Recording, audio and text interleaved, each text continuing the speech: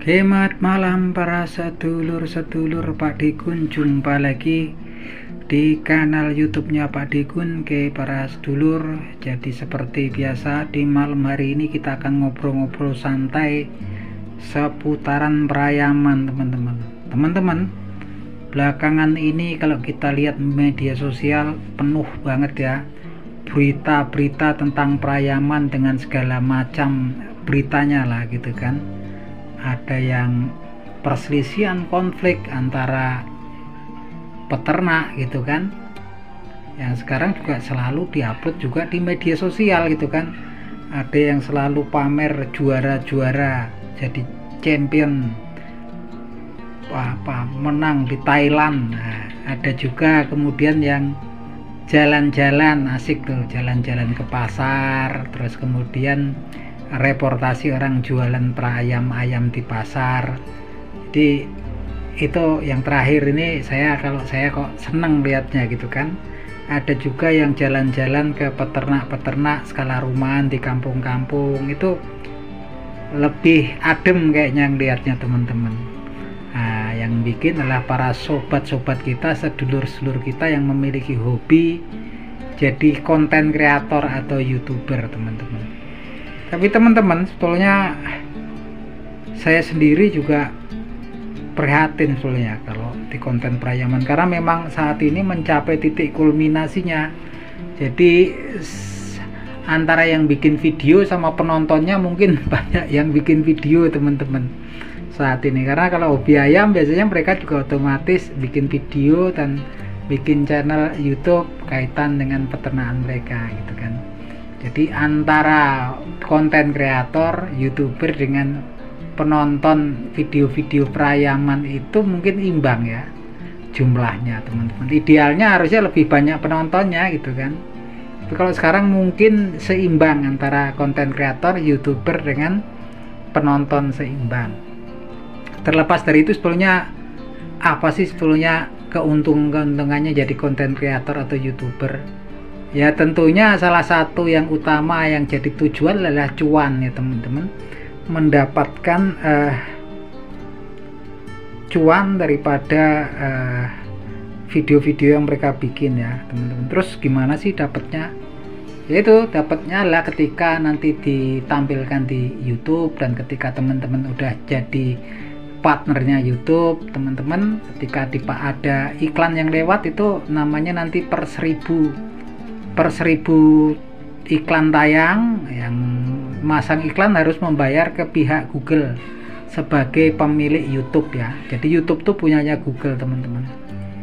Jadi yang masang-masang iklan itu Google tuh perusahaan iklan terbesar di dunia. Yang masang iklannya di Google, ditaruhlah salah satunya di platform media sosial mereka di YouTube. Nah, ketika iklan sudah ditonton oleh 1000 orang, maka yang masang iklan wajib memberikan bayaran kepada pihak YouTube. Bayarannya apa itu namanya? Istilahnya CPM atau cost per metric.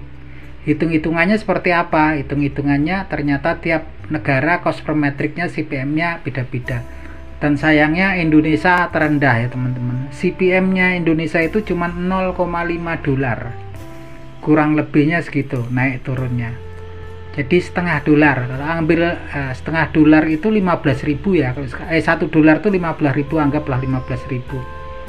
Pembagiannya seperti apa? Dipotong pajak dulu, terus kemudian nanti dibagi dua. Jadi 55% yang dapat itulah yang punya video, 45% yang mendapatkan revenue adalah pihak YouTube atau Google.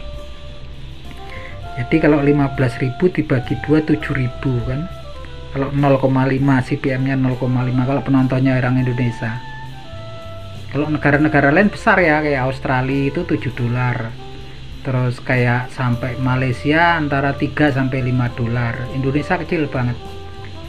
CPM-nya rendah banget. Karena apa? Karena memang alasannya kalau dari pihak Google, karena memang jarang yang transaksi dari iklan-iklan yang tampil di video-video yang ada tampil di Indonesia. Jadi CPM-nya rendah banget. Nah teman-teman, apakah kemudian dibagi dua, taruhlah kalau setengah dolar kan berarti 7.500 ya, dibagi 2 anggaplah kita dapat 4.000 kadang-kadang teman-teman tuh nanya kalau buka YouTube Studio, kok video saya upload ini udah dapatnya yang nonton 10.000 kok. Harusnya kalau 10.000 kan 10.000 dibagi per 1.000 berarti 10 kali 4.000 40.000 kan, harusnya dapatnya 40.000 gitu kan, 40.000 atau 3 dolaran lah gitu kan. Kok cuman dapatnya 0,5 atau 1 dolar gitu kan. Nah itu teman-teman harus tahu. Jadi ketika orang-orang nonton itu dihitung semua gitu kan, tapi keseluruhannya dihitung kalau di YouTube Studio. Videonya ditonton 1.000 orang atau 10.000 orang, tapi kan dalam 10.000 orang yang menonton tuh belum tentu pada waktu mereka nonton iklannya pas nongol. Yang dihitung ketika iklan pas nongol, karena iklan tuh nggak muncul setiap waktu ya teman-teman. Ad itu nggak muncul setiap waktu, dia ada waktu-waktunya tertentu jadwalnya. Nah itu makanya kadang-kadang video saya udah ditonton 50.000 gitu kan. Kalau 50.000 kan harusnya kan 4 kali 5 udah dapat saya sekitar 200.000, kok dapatnya cuman 25.000. Ya itu karena pas mereka nonton itu mungkin sebagian besar pas iklannya nggak nongol, nggak jadwal iklan lewat. Nah itu seperti itu. Dan saat ini kalau konten-kontennya teman-teman bikin konten perayaman gitu kan, biayanya kalau yang jalan-jalan di pasar tuh biayanya besar loh teman-teman. Beli bensin, jajan, ya kan, minum es, makan soto, ya keluarlah mungkin 20-25 ribu sekali jalan. Belum biaya upload segala macam, editing dan upload.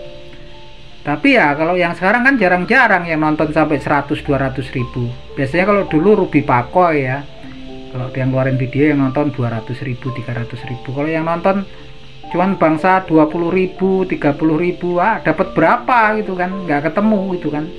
Yang nonton 10.000 dapatnya 40.000, nggak ketemu gitu kan, nggak dapat itu ya. Kalau yang dan seterang kalau di perayaman ya agak susah. Kenapa saya bilang agak susah? Karena memang kemudian persaingannya yang bikin konten juga banyak gitu kan ya. Paling-paling orang kalau kita bikin video itu yang nonton 1.000, 1.500, 1.000 itu dapatnya baru 4.000 rupiah. Kalau pada ditonton orang pada waktu mereka nonton yang 1.000 itu iklannya pas keluar gitu kan ya. Kalau enggak paling dapatnya 1.000 rupiah, 2.000 rupiah. Makanya biar tahu, jangan terus bersemangat semua bikin video-video perayaman harapannya jadi YouTuber atau konten kreator. Ya yang penting tahu gimana sih penghasilannya seperti apa. Kalau nggak tahu nanti taunya kecewa gitu kan. Kalau saya sendiri memang karena memang saya hobi di bidang perayaman dari kecil ya teman-teman, dari usia 5 tahun. Jadi bikin konten kayak gini ya seneng-seneng aja gitu kan. Mau ngasilin nggak ngasilin memang bagian dari hobi, kesukaan saya, kecintaan saya sama perayaman.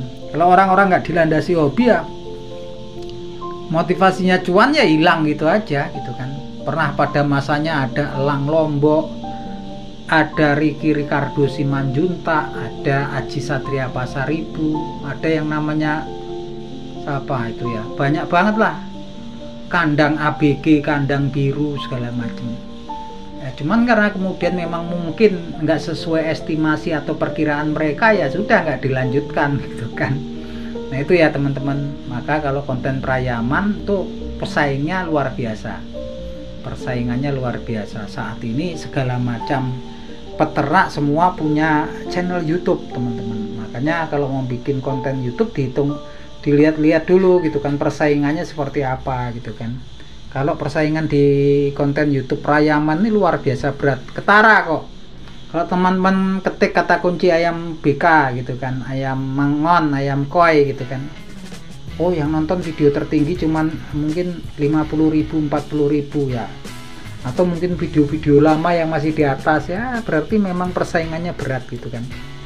Nah itu ya teman-teman sekilas tentang konten perayaman. Tapi terlepas dari itu memang senang saya teman-teman lihat, jadi tahu tuh namanya pasar Gowo, pasar Pedan gitu kan, pasar Pecangaan yang ada di Pekalongan, pasar Pedan yang di Klaten. Kalau dulu kan kita harus datang, kalau sekarang tinggal nonton di YouTube, tinggal kita nonton konten kreatornya, youtubernya yang dari Klaten, kita udah bisa lihat ayam-ayam di situ seperti apa. Ada ayam ekor lidi, ada ayam BK klasik. Ya itulah kesenangannya saat ini ya teman-teman. Yang jelas saya kok lebih senang gitu daripada konten-konten yang isinya konflik, senggol sana senggol sini, merasa paling hebat, merasa paling jago, merasa paling pinter di perayaman. Kalau ayam tuh kalahnya juga sama ayam gitu kan, nggak ada yang paling unggul lah gitu kan di perayaman. Isinya juga antara kelihayan separuh, juga keberuntungan separuh. Apalagi kalau sekarang ya,